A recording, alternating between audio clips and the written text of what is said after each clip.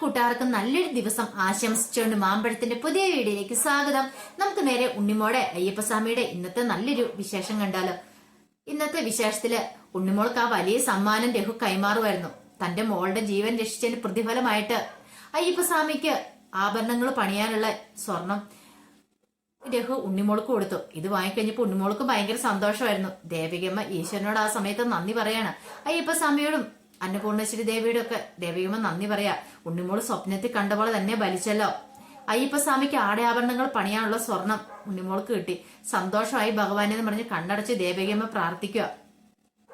ഈ സമയത്ത് ലംബുവും ഗിരിദേവനും കൂടെ അന്നപൂർണേശ്വരി ദേവിയുടെ അടുത്തേക്ക് എത്തുന്നുണ്ട്. അവിടെ എത്തി പ്രണാമമൊക്കെ പറഞ്ഞു.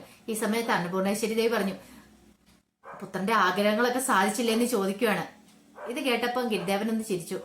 പെട്ടെന്ന് ഗിരിദേവനോടായിട്ട് ലംബു പറഞ്ഞു, ഞാനും അമ്മയും കൂടെ കൂടിയിട്ട് അനുജന്റെ ആലയത്തിലേക്ക് വരുന്നുണ്ട്. ആടയാഭരണങ്ങളൊക്കെ അണിഞ്ഞിരിക്കുന്ന അനുജനെ കാണാനായിട്ടെന്ന് പറയാ. പെട്ടെന്ന് ഗിരിദേവൻ പറഞ്ഞു, അത് വേണ്ട, ഞാൻ ഇങ്ങോട്ട് വന്നോളാം. അമ്മയും ജ്യേഷ്ഠനെയും കാണാനായിട്ട് നിങ്ങളെ രണ്ടുപേരെയും കൂട്ടിക്കൊണ്ടു പോകാനായിട്ട് ഞാൻ വന്നോളാം. ഞാൻ ആടയാഭരണങ്ങളൊക്കെ ധരിച്ചിരിക്കുന്ന കാണാനായിട്ടെന്ന് പറയാണ്. പിന്നീട് ദേവികമ്മ ഉണ്ണിമോളും എല്ലാരും കൂടെ പോകാൻ തുടങ്ങുകയാണ്. ഈ സമയത്ത് മല്ലിക പറഞ്ഞു, എന്നാലും ഇവിടെ വരാൻ കാരണമായത് ഒരു നിമിത്തം തന്നെയാണ്. ഇത്ര സ്നേഹനിധിയായ ഏത് സങ്കടങ്ങളെ വാക്കുകൾ കൊണ്ട് അലിയിച്ചു കളയുന്ന ഒരമ്മയെ കണ്ടുമുട്ടാൻ സാധിച്ചു. അതോടൊപ്പം തന്നെ ഒരു പരിചയമില്ലാത്ത ഒരു പെൺകുട്ടീനെ സ്വന്തം അനുജത്തിയായിട്ട് കണ്ട് അവളുടെ ജീവൻ രക്ഷിച്ചത് ഉണ്ണിമോളാണ്. അതോടൊപ്പം തന്നെ ദൈവദൂതന്മാരെ പോലെ തന്നെ രണ്ട് കൊച്ചുമക്കള് ഗിരിദേവനും ബാബരും, ഇവരെയൊക്കെ കണ്ടുമുട്ടാൻ സാധിച്ച ഈ ജന്മത്തിൽ എന്റെ ഏറ്റവും വലിയ ഭാഗ്യമായിട്ട് ഞാൻ കരുതുന്നു. ഒരിക്കലും എന്നെ ഈ ജന്മത്തിൽ ഞാൻ നിങ്ങളെ 4 പേരെ മറക്കില്ല എന്ന് പറയാ. അതോടൊപ്പം തന്നെ രഘുവും പറഞ്ഞു, ശരിയാണ്, മല്ലിക പറഞ്ഞ കാര്യങ്ങൾ 100% ശരിയാണ്. ഇങ്ങോട്ട് ഞാൻ വന്നപ്പോൾ എന്റെ മനസ്സിൽ അധികം പ്രതീക്ഷകളൊന്നും ഇല്ലായിരുന്നു. 11 ദിവസം ഭജന വിരിക്കണമെന്ന് പറഞ്ഞതിന്റെ പേര് മാത്രം വന്നത്. പക്ഷെ എന്റെ മോളുടെ ജീവൻ തിരിച്ചു പിടിക്കുമെന്നോ അവൾക്ക് സംസാരശേഷി തിരിച്ചു കിട്ടുമെന്നൊന്നും എനിക്ക് അറിയില്ലായിരുന്നു. പക്ഷെ 11ാമത്തെ ദിവസം, ഇന്ന് 11ാമത്തെ ദിവസമാണ്. ആ 11ാമത്തെ ദിവസം തന്നെ ദേവിയും അയ്യപ്പസ്വാമിയും ചേർന്ന് എന്റെ മോൾക്ക് സംസാരശേഷിയും കാഴ്ചശക്തി എല്ലാം വീട്ടു കൊടുത്തു. അതെല്ലാം ഒരു നിമിത്തം മാത്രമാണ്. എല്ലാവരും സഹായിച്ചു. ഗിരിദേവൻ ആ മനയിലേക്ക് കൂട്ടിക്കൊണ്ട് പോകുന്ന സമയത്ത് പോലും എന്റെ മനസ്സിൽ ഒരു പ്രതീക്ഷയില്ലായിരുന്നു. പക്ഷെ എല്ലാം ദേവിയുടെ അയ്യപ്പസ്വാമിയുടെ അനുഗ്രഹം കൊണ്ട് എല്ലാം നല്ലതായിട്ട് ഭവിച്ചു. ഈ നന്ദിയും കടപ്പാടും ഒരിക്കലും മറക്കില്ല. അതുകൊണ്ടാണ് അയ്യപ്പസ്വാമിക്ക് വേണ്ടിയിട്ട് ഞാൻ ആ സ്വർണം ഉണ്ണിമോൾക്ക് സമ്മാനിച്ചത്. എന്റെ മോളുടെ ജീവന് വേണ്ടിയിട്ട് ഉള്ള പ്രതിഫലമാണത്. ഉണ്ണിമോളുടെ ആഗ്രഹം അങ്ങനെ സഫലമാകട്ടെ. അങ്ങനെ ദേവികമ്മ അവരോടെല്ലാം നന്ദി പറഞ്ഞിട്ട് അവരെല്ലാരും പോരുവാണ്. അങ്ങനെ കാറ് വീട്ടിലേക്ക് പോരുന്ന സമയത്ത് ദേവികമ്മ പറഞ്ഞു, ഉണ്ണിമോളെ, നീ പോകുന്ന വഴി തന്നെ ഈ സ്വർണം കൊണ്ടുപോയി അയ്യപ്പസ്വാമിയുടെ തിരുനടയിൽ സമർപ്പിക്കണം എന്ന് പറയാ. ഇത് കേട്ട് കഴിഞ്ഞപ്പോ ഉണ്ണിമോള് ചോദിച്ചു, അതല്ല മുത്തശ്ശി വരുന്നില്ലേന്ന് ചോദിക്കണേ. ഞാൻ വരുന്നില്ല, ഞാൻ വരേണ്ട ആവശ്യമില്ല. ഇപ്പം തമ്പുരിന്റെ ജീവൻ രക്ഷിച്ചതിന്റെ പ്രതിഫലമായിട്ട് ഉണ്ണിമോൾക്കല്ലേ ഈ സ്വർണം ലഭിച്ചിരിക്കുന്നത്. അപ്പൊ ഉണ്ണിമോള് തന്നെ വേണം അത് അയ്യപ്പസ്വാമിയുടെ തിരുനടയെ കൊണ്ട് സമർപ്പിക്കാനായിട്ട്. അതിന്റെ ഇടയ്ക്കിലേക്ക് ഞാൻ വരേണ്ട ആവശ്യമില്ല. ഇല്ലെങ്കിൽ ഞാൻ വന്നിട്ടുണ്ടെങ്കിൽ ആൾക്കാരെല്ലാം പറയും ഞാനാണ് കൊണ്ടുപോയി സ്വർണം സമർപ്പിച്ചതെന്ന്. അതുകൊണ്ട് അത് വേണ്ട, ഉണ്ണിമോള് തന്നെ കൊണ്ടുപോയി സമർപ്പിച്ചാൽ മതി എന്ന് പറയാം. എങ്കിലും നമ്മൾ ഇത്രയൊന്നും പ്രതീക്ഷയില്ലോ. ഇങ്ങോട്ട് വരാൻ കാരണമായത് എല്ലാം ഈശ്വരന്റെ നിശ്ചയമായിരിക്കും. അതുകൊണ്ട് അന്നപൂർണേശ്വരി ദേവിനെ ഉണ്ണിമോൾ സ്വപ്നം കണ്ടോതണ്ട് ഇങ്ങോട്ട് വന്നത്. വഴിക്ക് വെച്ച് ആ മോളെ കാണാനും പിന്നീട് നിങ്ങൾ അവളെ രക്ഷിക്കാൻ വേണ്ടി വനയിലേക്ക് പോയതും എല്ലാം അയ്യപ്പസ്വാമിയുടെ കടാക്ഷം കൊണ്ടായിരിക്കും. ഈ നന്ദിയും കടപ്പാടും എങ്ങനെ പറഞ്ഞാലും മതിയാവുമെന്ന് എനിക്കറിയില്ല. എല്ലാത്തിനും നന്ദിയും കടപ്പാടും ഉള്ള ഗിരിദേവനോടാണ്. ഗിരിദേവനാണ് ശരിക്കും പറഞ്ഞ തമ്പുരുവിനെ ഉണ്ണിമോളെ എല്ലാം രക്ഷിച്ചതെന്ന് പറയാം. ഗിരിദേവൻ പറഞ്ഞു, ശരിയാ, എല്ലാം ദൈവത്തിന്റെ കടാക്ഷമാ, അയ്യപ്പസ്വാമിയുടെ കടാക്ഷം കൊണ്ടാ. അയ്യപ്പസ്വാമിയും അതോടൊപ്പം തന്നെ അന്നപൂർണേശ്വരി ദേവിയുടെ അനുഗ്രഹം ഉള്ളതുകൊണ്ട് മാത്രമാ തമ്പുരുമോളെ രക്ഷിക്കാൻ പറ്റിയത്. പക്ഷെ ഒരു കാര്യമുണ്ട്, ഇനിയിപ്പം അയ്യപ്പസ്വാമിക്ക് ആടയാഭരണങ്ങൾ പണിയണമെങ്കിൽ അതിന് ഉണ്ണിമോള് കുറെ കഷ്ടപ്പെടേണ്ടതായിട്ട് വരുമെന്ന് പറയാം. ഇത് കേട്ടപ്പോ ദേവികയും വെച്ചു, അതെന്താന്ന് ചോദിക്കണം. അല്ല, ആടയാഭരണങ്ങൾ പണിയാന്ന് പറഞ്ഞാൽ അത്ര എളുപ്പമുള്ള കാര്യമല്ല. സ്വർണ്ണാഭരണങ്ങൾ സ്വർണം കൊണ്ടേ കൊടുത്താലും അത് പണിയാനായിട്ട് ഉള്ള ആള് വേണമല്ലോ. അതിനു വേണ്ടിയിട്ട് ഉണ്ണിമോള് കുറെ കഷ്ടപ്പെടേണ്ടി വരുമെന്ന് പറയാം. പക്ഷെ ഉണ്ണിമോൾക്ക് അതിന്റെ കാര്യങ്ങളൊന്നും മനസ്സിലായില്ല. ഗിരിദേവൻ പറഞ്ഞതിന്റെ പൊരുൾ എന്താണെന്ന് മനസ്സിലായില്ല. പിന്നീട് ക്ഷേത്രത്തിനടുത്ത് എത്താറായപ്പം ദേവികയും പറഞ്ഞു, അതെ, ഞാൻ ഇവിടെ ഇറങ്ങിക്കോളാം, നിങ്ങൾ അങ്ങോട്ട് പൊക്കോളാൻ പറയാണ്. ഞാനിപ്പം നടന്നു പൊക്കോളാം. അല്ല, മുത്തശ്ശിയും കൂടെ വരാൻ പറയണേ. വേണ്ട, ഞാൻ വരുന്നില്ല, ഉണ്ണിമോള് പൊക്കോ, ഉണ്ണിമോള് പോയിട്ട് വീട്ടിലേക്ക് വന്നാൽ മതി എന്ന് പറയാണ്. പിന്നീട് ക്ഷേത്രത്തിലേക്ക് ഗിരിദേവനും വാവരും ഉണ്ണിമോളും കൂടെ വന്നു. ഉണ്ണിമോള് തനിക്ക് കിട്ടിയ ആ സ്വർണ്ണ ബിസ്ക്കറ്റ് മൊത്തം അയ്യപ്പസ്വാമിയുടെ മുന്നിൽ കൊണ്ട് അയ്യപ്പസ്വാമിക്ക് കാണിക്ക വെക്കുവാണ്.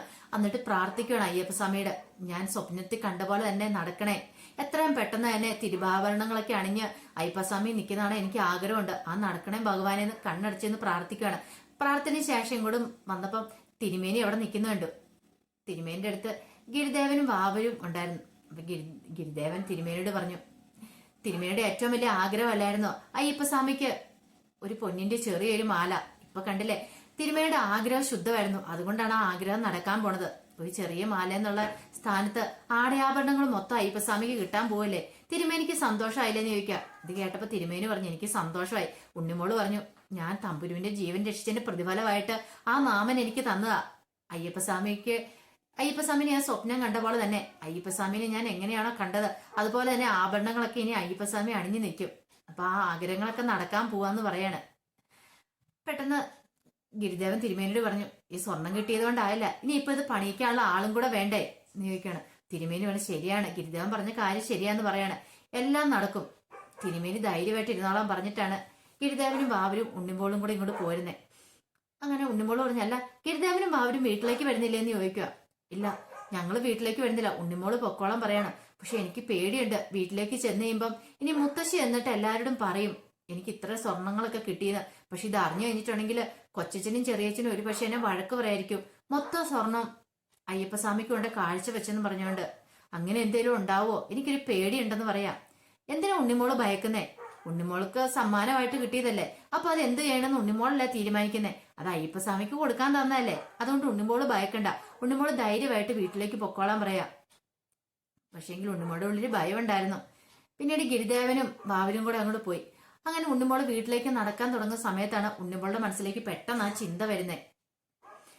അവിടെ വെച്ച് ബ്രഹ്മരക്ഷസനോട് താൻ കുറച്ച് ചോദ്യങ്ങളൊക്കെ ചോദിച്ചതും ബ്രഹ്മരക്ഷസ അതിനുള്ള ഉത്തരങ്ങളൊക്കെ തന്നതും, പക്ഷെ എങ്കിൽ ഒരു ചോദ്യത്തിന് മാത്രം ഉത്തരം തന്നില്ല. അതിനുള്ള ഉത്തരം പറയാൻ സമയത്ത് ഗിരിദേവൻ പറഞ്ഞ എന്താ, താൻ അത് പറഞ്ഞു കൊടുത്തോളാന്ന്, ആരുടെ ജീവനെ രക്ഷിച്ചെന്നുള്ളത്. യുധിഷ്ഠിരൻ ആരുടെ ജീവന് വേണ്ടിയിട്ടാ അയാളോട് പറഞ്ഞെന്നുള്ളത്. അപ്പൊ അതൊക്കെ ഓർത്ത് കഴിഞ്ഞപ്പോ തന്നെ ഒരു ടെൻഷൻ ഉണ്ടായി. ഇനിയിപ്പൊ ആരുടെ ജീവന് വേണ്ടിയിട്ടായിരിക്കും, അതിന്റെ ഉത്തരം കിട്ടിയല്ലോ. അപ്പൊ യക്ഷനോട് പറഞ്ഞ കാര്യം എന്താണെന്ന് അറിയില്ല, യക്ഷൻ പറഞ്ഞ ഉത്തരം എന്താണെന്നും അറിയത്തില്ല. അതൊക്കെ ഓർത്ത് കഴിഞ്ഞപ്പോ ഒരു ടെൻഷൻ ഉണ്ടായി.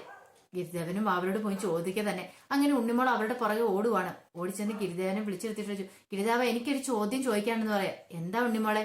അല്ല ഗിരിദേവൻ അന്ന് പറഞ്ഞില്ലായിരുന്നോ ബ്രഹ്മരക്ഷസ് ചോദിച്ചതിനൊരു ഉത്തരം? അത് ബ്രഹ്മരക്ഷസ് എനിക്ക് തന്നില്ല, പക്ഷെ ഗിരിദേവൻ പറഞ്ഞു തരാന്നല്ല പറഞ്ഞേ.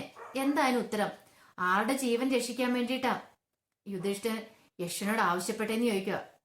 പെട്ടെന്ന് ഗിരിദേവൻ പറഞ്ഞു, ഉണ്ണിമോൾക്ക് അതിന്റെ ഉത്തരം ആലോചിച്ചാൽ കണ്ടുപിടിക്കാവുന്നുള്ളൂ, ഞാൻ ആലോചിച്ചിട്ട് കിട്ടുന്നില്ല ഗിരിദേവ എന്ന് പറയാം. അപ്പൊ വാവര് പറഞ്ഞു, ഒരുപക്ഷെ ഭീമന്റെ ആയിരിക്കും അല്ലേ ഉണ്ണിമോളെന്ന് ചോദിക്കാണ്. ഭീമൻ പക്ഷെ ഭയങ്കര ബലവാനല്ലേ, അതായിരിക്കും എന്ന് പറയാം.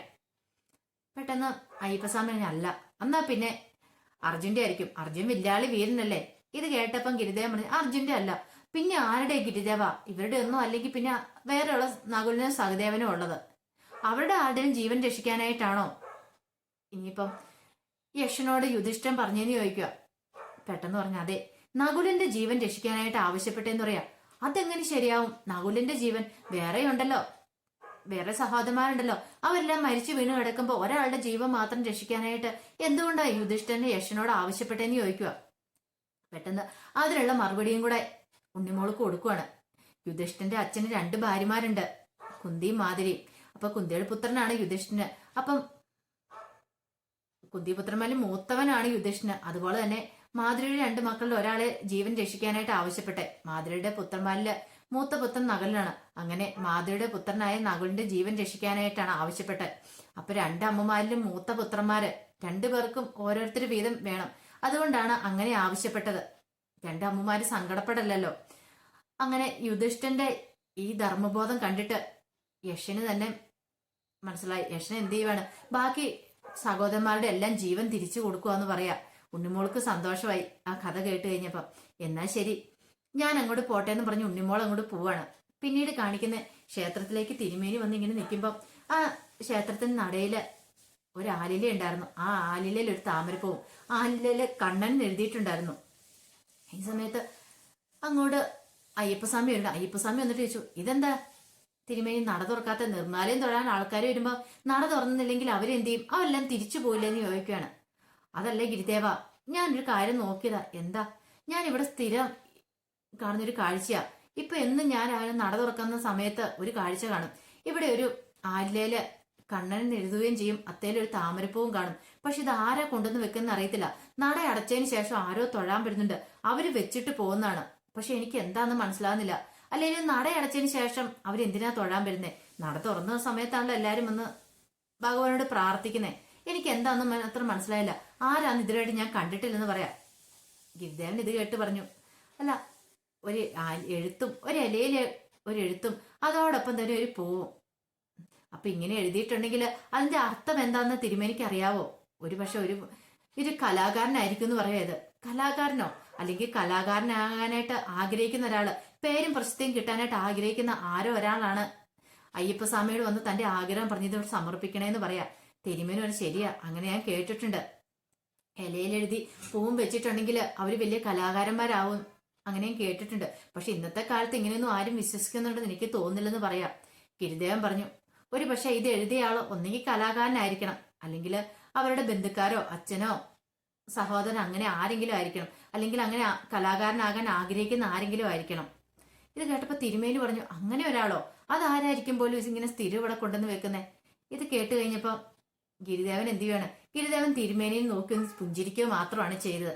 അപ്പൊ ഇനി നമ്മൾ കാണാൻ പോകുന്നേ അത് ആരായിരിക്കും എന്നുള്ള കാഴ്ചകളാണ്. ഒരു പക്ഷേ ഈ അയ്യപ്പസ്വാമിക്ക് ആടയാഭരണങ്ങളൊക്കെ പണിയണമല്ലോ. ഇനിയിപ്പൊ അതിനു വേണ്ടി നിയോഗിക്കുന്ന ഈ എഴുതിക്കൊണ്ട് വെച്ച ആളെയാണോ എന്ന് അറിയാൻ പറ്റില്ല.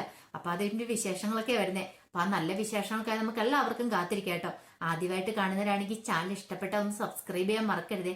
അതോടൊപ്പം തന്നെ കണ്ടുകൊണ്ടിരിക്കുന്ന എല്ലാവരുടെ സപ്പോർട്ടിലേക്കും തുടർന്നും പ്രതീക്ഷിച്ചുകൊണ്ട് എല്ലാവർക്കും ഒരിക്കൽ കൂടി നല്ലൊരു ദിവസം ആശംസിച്ചുകൊണ്ട് നിർത്തുന്നു. നന്ദി.